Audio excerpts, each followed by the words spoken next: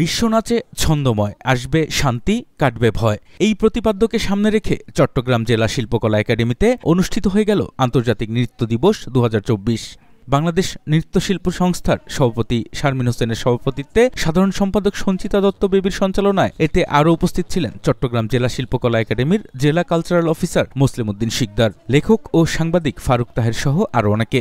এবারের নৃত্য দিবস অনুষ্ঠানে মোট ২১টি দল অংশগ্রহণ করেছে।